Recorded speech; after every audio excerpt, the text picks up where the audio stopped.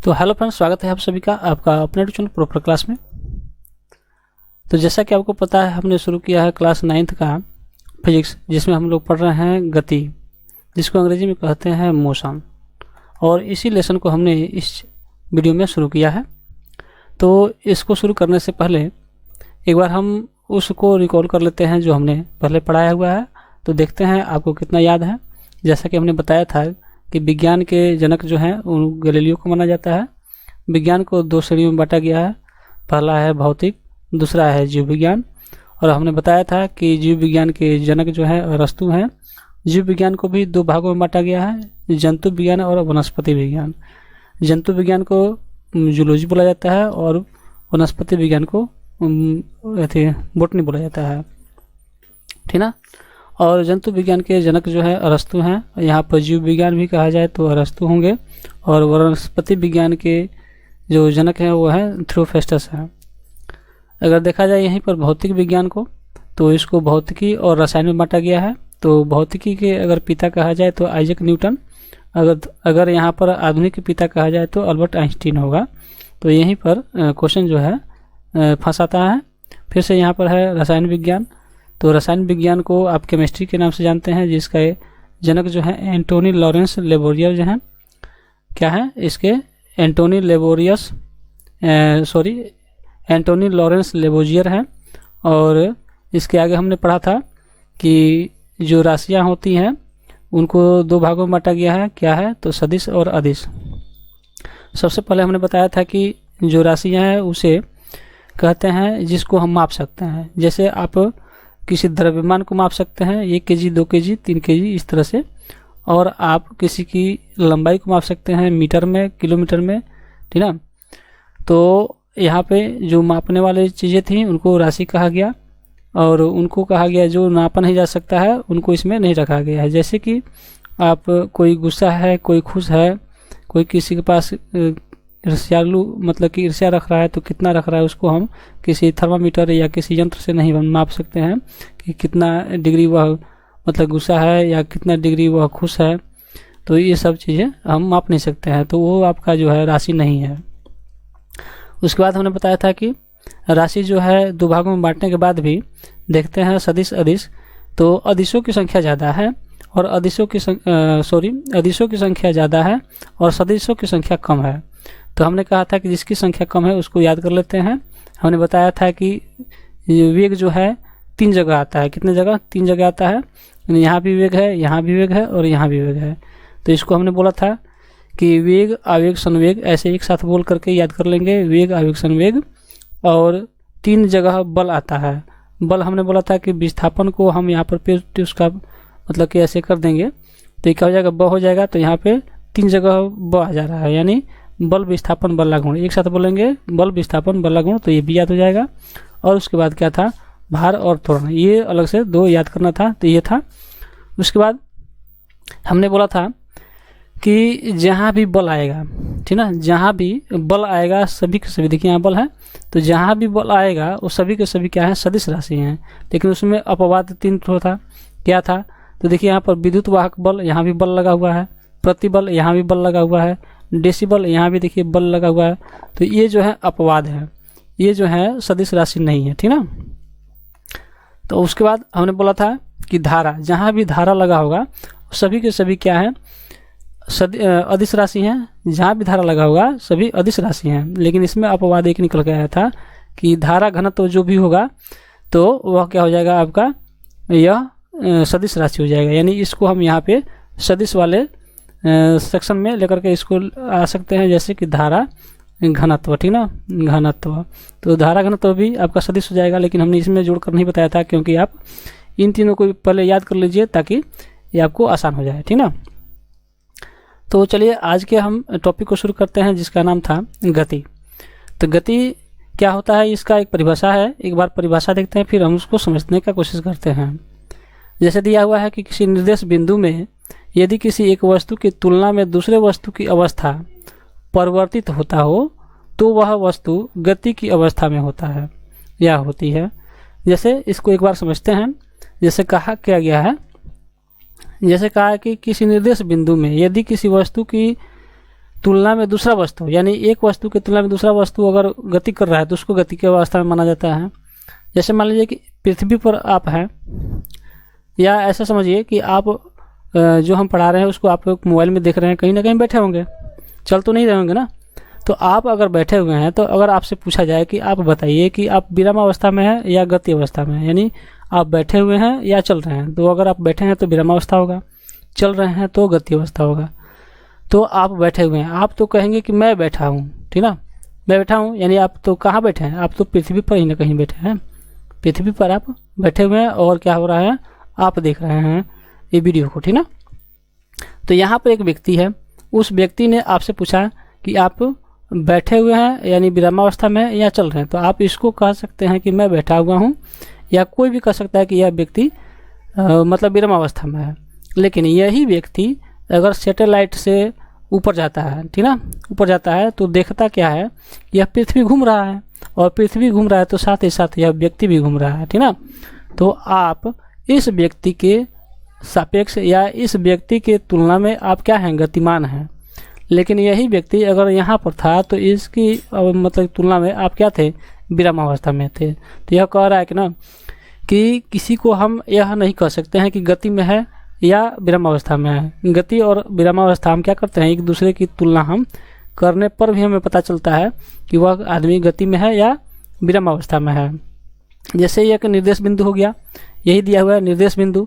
तो इस निर्देश बिंदु से आप कहाँ जा रहे हैं, आप पूरब जा रहे हैं, आप पश्चिम जा रहे हैं, या आप इधर दक्षिण जा रहे हैं या उत्तर जा रहे हैं, ठीक ना।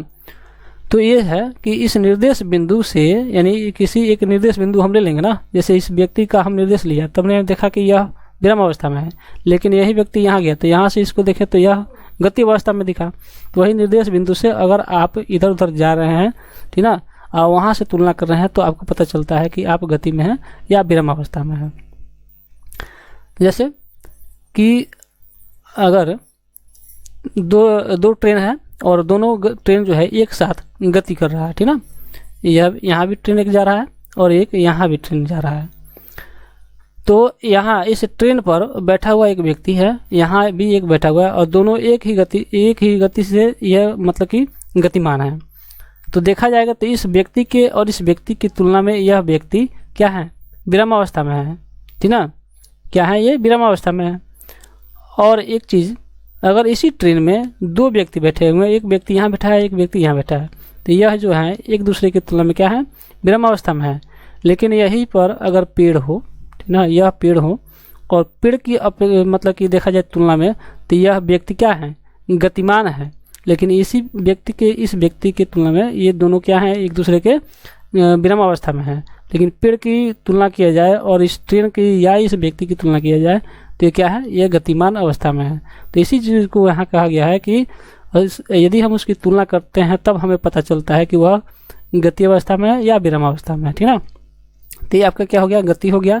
और गति की परिभाषा इस तरह से आप इसको लिख सकते हैं। अब उसके बाद हम देखते हैं त्वरण क्या है।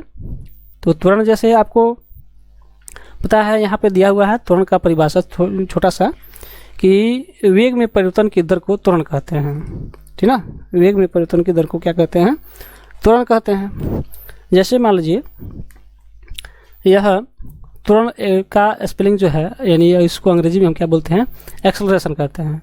तो एक्सेलरेशन को हम समझते हैं ऐसे कि एक्सेलेटर है, ठीक ना। एक्सेलेटर यानी जैसे कि आप गाड़ी चलाते हैं तो उसमें एक्सेलेटर देते हैं, तो जैसे जैसे आप एक्सेलेटर देते हैं या एक्सेलेटर मतलब कि दे करके, यानी अपने तरफ ऐसे मतलब कि दे करके ऐंठ करके रखते हैं, तो यह इसकी गति क्या होती है, धीरे धीरे धीरे धीरे बढ़ती है ना। जैसे कि यहाँ पर पहले रुका था वस्तु या गाड़ी आपका, और जब आपने एक्सेलेटर दिया तो आप एक्सेलेटर उतना ही दिए हैं, फिर भी यह क्या हो रहा है कि जैसे जैसे यह गतिमान हो रहा है वैसे वैसे इसका स्पीड बढ़ते जा रहा है, ठीक ना। लेकिन हर क्षण क्या होता होगा, यह इसका चेंज होता होगा। तो यहाँ पे यह दिया है कि अगर यहाँ पे, ठीक ना, अगर 0 था और 0 से यहाँ क्या हो गया, इसका स्पीड 10 मीटर प्रति सेकंड हो गया। मतलब कि यहाँ पर हर एक सेकंड में यह चेंज हो रहा था। बढ़ते बढ़ते बढ़ते बढ़ते 5 सेकंड में यह क्या हो गया, 10 मीटर हो गया प्रति सेकंड, यानी क्या हो गया, 10 मीटर की स्पीड पकड़ लिया। पहले तो 0 था, अब पकड़ लिया यहाँ क्या 10 का मतलब कि 10 मीटर की प्रति सेकंड के स्क्वायर से 10 मीटर प्रति सेकंड की स्पीड पकड़ लिया।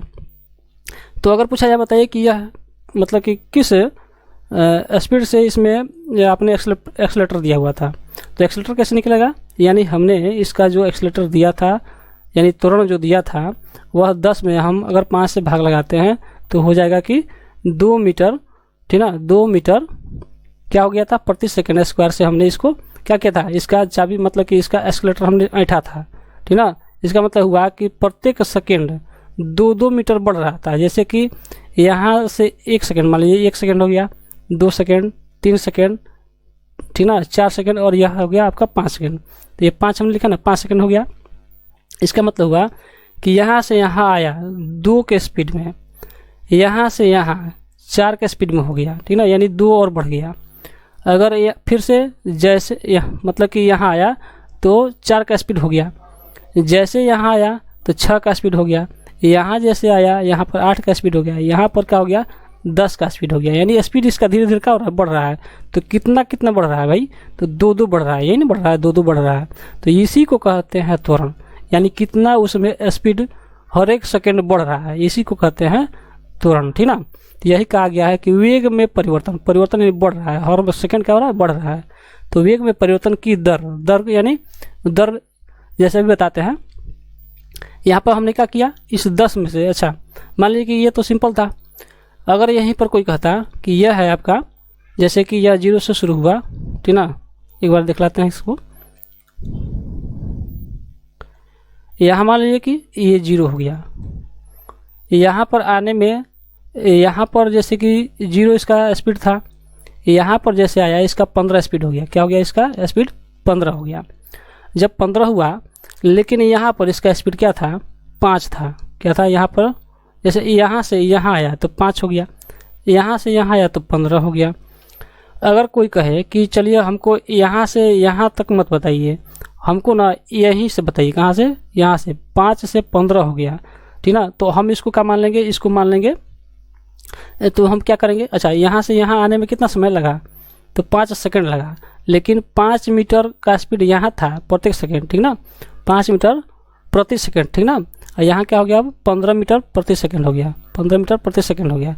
लेकिन इसको यहाँ से 5 से 15 होने में 5 सेकंड का समय लगा, ठीक ना। 5 मीटर का स्पीड था, यहाँ पे 15 मीटर का स्पीड हो गया, समय कितना लगा, 5 सेकंड लगा। तो क्या करते हैं बताइए, तो क्या करेंगे, 15 में से 5 को क्या करेंगे, घटा लेंगे। तो लिखेंगे यहाँ 15 माइनस 5, अब बताइए 5 जो क्या था, ये समय है, ठीक ना। तो समय से हमने इसको यहाँ पर ऐसे कर दिया। अब देखिए 15 में से 5 गया, क्या हो गया 10, और 10 में किससे भाग देंगे, 5 से, कटा कितना हो गया, 2 हो गया। क्या हो गया, 2 मीटर प्रति सेकंड स्क्वायर हो गया। अब यहाँ पे देखिए हमने क्या किया, अच्छा अब जानते हैं कि u क्या होता है, v क्या होता है, ठीक ना। इसमें बहुत कन्फ्यूजन होता है लड़कों को। तो जैसे मान लीजिए यह जो है प्रारंभिक वेग है, क्या है, प्रारंभिक वेग है, प्रारंभिक वेग है। और यह क्या था, अंतिम वेग था, अंतिम वेग है। यानी यहाँ शुरू हुआ और यहाँ ख़त्म हुआ, तो यह अंतिम वेग हो गया, यह प्रारंभिक वेग हो गया। तो हमने यहाँ देखिए क्या किया, यहाँ पर जब हमको त्वरण निकालना था तो क्या किए, 15 में से किसको घटाए हैं, 5 को घटाए हैं, यानी इसमें से इसको घटाए हैं। तो देखिए यहाँ पर इसको कहते हैं u, क्या कहते हैं, इसको कहते हैं u और इसको कहते हैं v। अब याद कैसे रहेगा कि u किसको कहें, v किसको कहें। तो जैसे कि आप ABCD जब लिखते हैं, अल्फ़ाबेट लिखते हैं, तो पहले u आता है और तब क्या आता है, v आता है ना। तो अगर u का अगर देखें नंबर 1 2 3 यानी ABCD लिखते हैं, तो यह कितने नंबर पर आता है, यह 21 नंबर पर आता है। यह कितने नंबर पर आता है, तो यह 22 नंबर पर आता है। तो बताइए कि कौन बड़ा है, यह बड़ा हो गया, ठीक ना, और यह क्या हो गया, छोटा हो गया। तो हमेशा किस में से घटाएंगे, इसमें से घटाएंगे कि इसमें से घटाएंगे। यहाँ पर भी देखिए ये जो अंतिम में था उसी में से पहला वाला को घटाया है, घटाया ना, अंतिम वाला में से पहला वाला को, देखिए यहाँ अंतिम वाला में से पहले वाले को घटाए हैं। तो यहीं पर देखिए v में से किसको घटाएंगे, u को घटाएंगे, किसको घटाएंगे, v में से किसको घटाएंगे, u को घटाएंगे। यानी ये v था, यह v और यह क्या है, u है, ठीक ना। तो u को घटा दिए। अच्छा भाग किसे दिए, ये 5 सेकेंड जो था टाइम, क्या था, टाइम। टाइम यानी टाइम को हम किस में एथी करते हैं, टाइम यहाँ लिखते हैं टाइम यानी टी। तो ये क्या हो गया, आपका फॉर्मूला हो गया किसका, यह जब हम निकालें तो निकला क्या, यह त्वरण निकला, यानी एक्सेलरेटर कितना आप दिए थे, एक्सेलरेशन यही है, एक्सेलरेशन को ए से हम सूचित करते हैं, और ये आपका क्या हो गया, फॉर्मूला हो गया किसका, तो एक्सेलरेशन का, यानी ए बराबर क्या होता है, v minus you by T होता है। ये फॉर्मूला आपका यहाँ से निकल के आ गया, जैसे आपको हमने समझाया, ठीक ना। अब इसी पर एक सवाल देख लेते हैं। सवाल क्या है,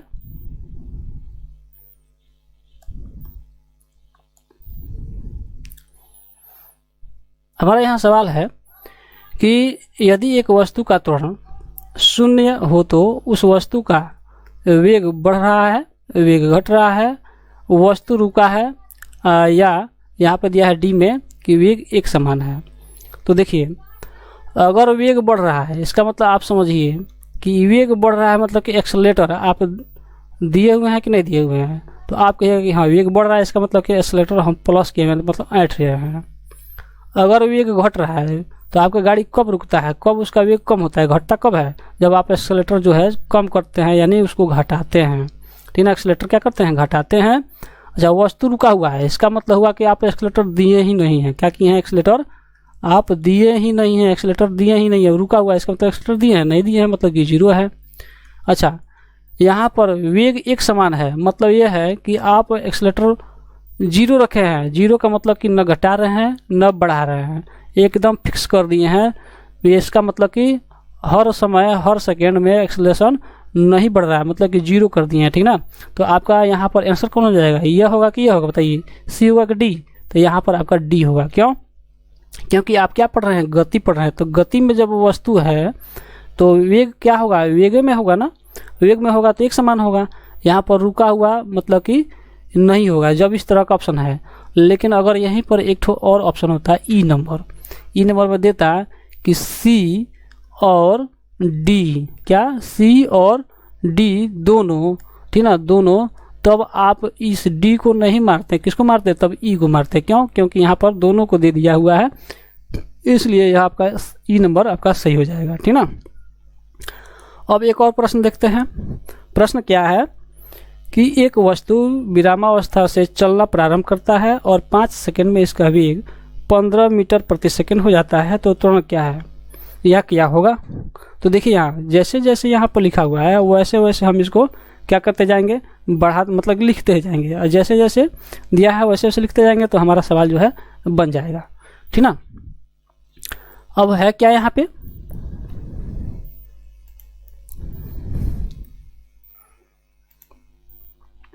तो यहाँ पे यह है कि आप देख रहे हैं कि यहाँ लिखा हुआ है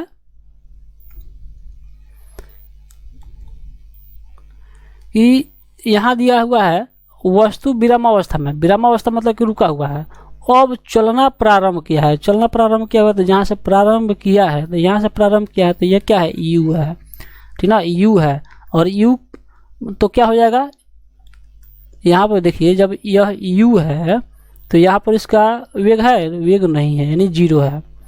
कह रहा है कि 5 सेकेंड में, यानी यहाँ से यहाँ जाने में उसको कितना समय लगा, 5 सेकेंड लगा है, कितना, 5 सेकेंड लगा है। फिर कह रहा है कि इसका वेग 10 मीटर प्रति सेकेंड होता है या हो जाता है, तो यहाँ पर जैसे आया तो इसका कितना हो गया, मतलब कि यह 10 मीटर प्रति सेकेंड हो गया, 10 मीटर प्रति सेकेंड हो गया। लेकिन यह क्या है, यह तो यू है, तो यह क्या होगा, यह आपका भी होगा। हमने बताया था ना कि यू के बाद भी आता है, तो यहाँ पहले यू और तब भी।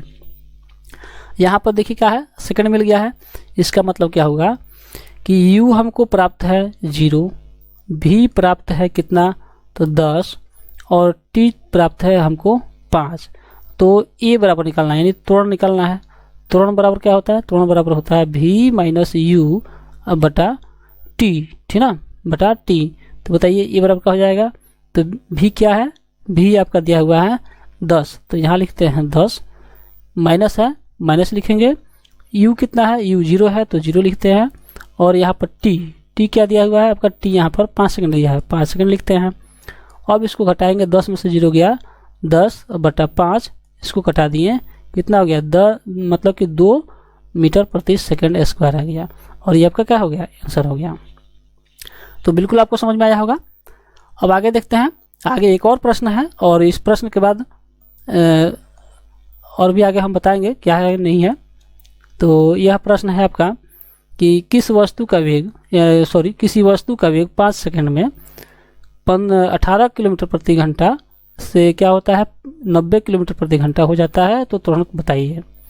यानी यहाँ पर देखिए क्या कहा है कि कोई वस्तु है, यहाँ से चलना प्रारंभ करता है, ठीक ना। इसको छोटा बनाते हैं ताकि बना पाए। कहा है कि यहाँ से चलना प्रारंभ करता है, जब चलता है तो यहाँ से यहाँ जाने में उसको टोटल समय कितना लगता है, ठीक ना, 5 सेकंड लगता है। तो यहाँ पर लिखते हैं 5 सेकंड, ठीक ना, 5 सेकंड लगता है, 5 सेकंड। ये क्या है, आपका टाइम है, ठीक ना, ये क्या है, आपका टाइम है, ठीक। तो यहाँ पर लिख देते हैं टी। अच्छा, उसके बाद कह रहा है कि 18 किलोमीटर प्रति घंटा से, मतलब कि यहाँ जो था तो 18 किलोमीटर प्रति घंटा था, ठीक ना, प्रति घंटा। इसका मतलब स्पीड था, चाल था, वेग था। अब उसके बाद जब यहाँ आया तो इसका जो है ये क्या हो गया, 90 किलोमीटर प्रति घंटा हो गया। अब इसका क्या निकालना है, ए निकालना है। ये बराबर नहीं पता है, तो यहाँ एक बार लिख लेते हैं। तो देखिए टी दिया हुआ है, क्या दिया है, टी यानी समय दिया है। टी दिया हुआ है आपका 5 सेकंड।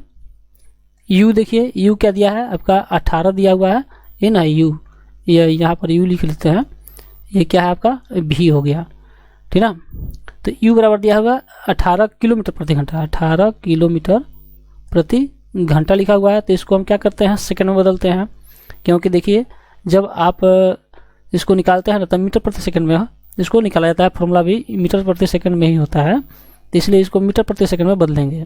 तो 18 है तो लिखते हैं यहाँ पर 18 और गुणा करते हैं 5/18 से, कितना से, 5/18 से गुणा करेंगे तो यह क्या हो जाएगा, मीटर प्रति सेकंड में बदल जाएगा। इसको ऐसे काटते हैं तो यह 5 मीटर प्रति सेकंड हो गया। यहाँ पे क्या हो गया, u बराबर क्या होगा आपका 5 मीटर प्रति सेकंड, 5 मीटर प्रति सेकंड। अब ये कैसा हुआ, अब बहुत लोग सोच रहे होंगे कि 5/18 से क्यों भाग दे दिए, मतलब कि क्यों गुणा कर दिए और ऐसे आ गया। तो देखिए इसको एक बार समझते हैं यहाँ पे, ठीक ना। क्या है, 18 लिखा हुआ है, यहाँ किलोमीटर लिखा है, और प्रति का मतलब जानते हैं क्या होता है, प्रति का मतलब होता है बटा। यानी यहाँ पर लिखेंगे किलोमीटर, इसको हटाएंगे ना तो ऐसे आ जाएगा, और यह उसके बाद एच लिखेंगे, एच का लिखेंगे, एच नीचे लिखेंगे, एच यानी क्या है, घंटा है। अब देखिए इसको क्या होता है, इसको अब यहाँ पर कुछ नहीं मतलब गुणा है, तो गुणा है तो देखिए 18 किलोमीटर मतलब हुआ कि 1 किलोमीटर में कितना मीटर होता है, 1000 मीटर होता है। अच्छा, यहाँ लिखा है घंटा, तो 1 घंटा में कितना सेकंड होता है, ये देखिए मीटर में बदलना था हमको, तो यह मीटर में बदल दिए, मतलब लिख दिए 1000। अच्छा, ये जो है घंटा है, घंटा को सेकंड में बदलेंगे, घंटा को सेकंड में बदलेंगे तो क्या होगा, 1 घंटा में कितना होता है, 60 मिनट होता है, तो 60 मिनट हो गया। लेकिन यह अभी सेकंड में नहीं बदला है, सेकंड में बदलने के लिए क्या करेंगे, फिर से 60 से गुणा करेंगे, 60 से गुणा करेंगे तो कितना हो जाएगा, 6 में 6 से गुणा करेंगे तो 36, और 2 0 है तो क्या हो जाएगा 3600। तो यहाँ पर क्या लिख दें, 3600 लिख दें, तो 3600 लिख दिया हमने। अब क्या हो गया, यहाँ पे 2 0 से 2 0 कट गया, 2 से कटाते हैं तो यह कितना बार कटेगा, 5 से, यह कितना बार कटेगा, 18 बार। तो देखिए यहाँ पर क्या आया है, 5 आया है, यह 5 लिखे हैं, यहाँ 18 आया है, यही 18 लिखे हैं। तो बार बार इतना कैलकुलेशन करने से अच्छा है कि इसको एक बार याद कर लें कि 5/18 से जब हम इसको गुणा करेंगे तो यह मीटर प्रति सेकंड में बदल जाएगा। तो ये समझ में आ गया आपको। तो चलिए अब देखते हैं इसको क्या, तो अब देखते हैं भी के बारे में। भी क्या है, भी आपका दिया हुआ है कि यहाँ पर 90 किलोमीटर, तो भी को भी इसी तरह से बदल लेते हैं। भी बराबर दिया है 90 किलोमीटर प्रति घंटा, ठीक ना। तो इसको कितना से गुणा कर लें, 90 में गुणा करते हैं कितना से, 5/18 से। अभी हमने बता दिया कि कैसे आता है 5/18, तो 18 से घटाते हैं तो 18 5 आपका हो गया 90, 5 में 5 से गुणा करेंगे आपका हो जाएगा 25, यानी 25 मीटर प्रति सेकंड, यानी प्रति सेकंड में बदल गया। तो यहाँ पर भी बराबर लिख सकते हैं कि आप 25 मीटर प्रति सेकंड, ठीक ना, प्रति सेकंड। अब निकालना क्या है हमको, ये निकालना है, यानी एक्सेलरेशन निकालना है, यानी त्वरण निकालना है। त्वरण ही तो बोला है कि त्वरण बताइए। तो यहाँ पर त्वरण वर्ग का होता है v माइनस यू बटा होता है t। तो देखिए v कितना है, अभी देखिए यहाँ v निकला है कितना, v बराबर दिया है 25, ठीक ना। तो यहाँ पर लिखते हैं 25, घटाते हैं कितना u, तो u क्या है, u देखिए यहाँ निकला क्या 5, तो यहाँ पर लिखते हैं 5। अच्छा t कितना है t, तो t यहाँ पर देखिए निकला है 5, ठीक ना, तो यहाँ भी 5 लिखते हैं। अब क्या हो जाएगा, 25 में से 5 घटाएंगे आपका 20 हो जाएगा, और यहाँ पर 5 है और इसको घटाते हैं तो क्या हो जाता है आपका 4 मीटर प्रति सेकेंड स्क्वायर, ठीक ना, प्रति मीटर प्रति सेकेंड स्क्वायर। यह आपका क्या हो गया, त्वरण निकल गया। अब कहते होंगे क्या कि यह यहाँ पर सेकेंड स्क्वायर क्यों आ जाता है बार बार, इसके पहले भी देखिए यहाँ पर आया हुआ है, जब इसको निकाले हैं तो मीटर प्रति सेकंड आ गया है, मीटर प्रति सेकंड स्क्वायर आ गया है, ये कैसे आता है। तो इसको एक बार समझते हैं। जैसे त्वरण बराबर क्या होता है, त्वरण बराबर होता है आपका वेग, ठीक ना, क्या होता है वेग बटा समय, वेग बटा समय होता है। त्वरण बराबर यानी कितना आई वेग है, ये तो हम उसी में ना गुणा भाग कर रहे हैं, ये कितना वेग है, वेग में किससे गुणा किया है, समय से। तो देखिए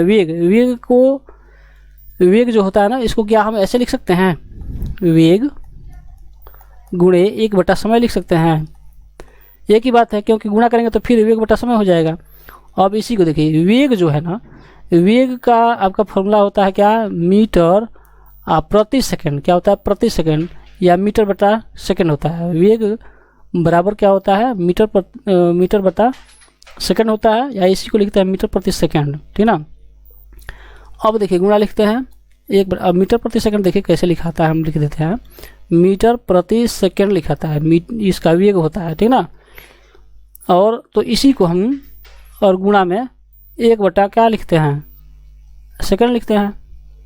अब इसी को देखिए क्या होगा, मीटर, आइए जो डंटा देख रहे हैं आप, ये जब हटाते हैं तो यह यहाँ पर सेकंड आ जाता है, ये गुणा है तो गुणा लिखते हैं, और यहाँ पर 1 और बटा ये जो सेकंड है, सेकंड को यहाँ लिखते हैं। अब देखिए क्या हो जाएगा, यहाँ बताते हैं,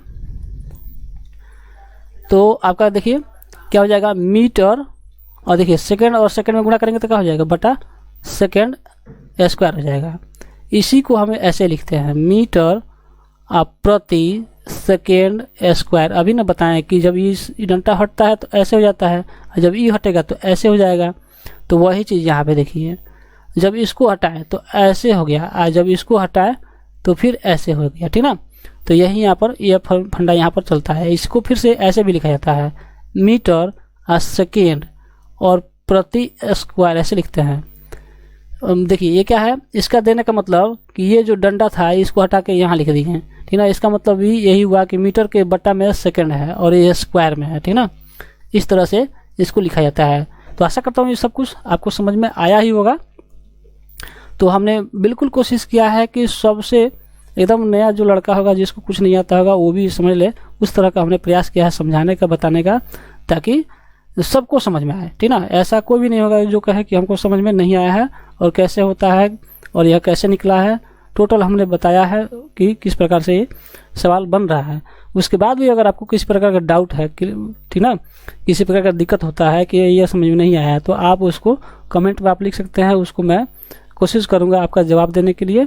तो चलिए मिलते हैं अगले वीडियो में, तब तक के लिए आप सभी को धन्यवाद।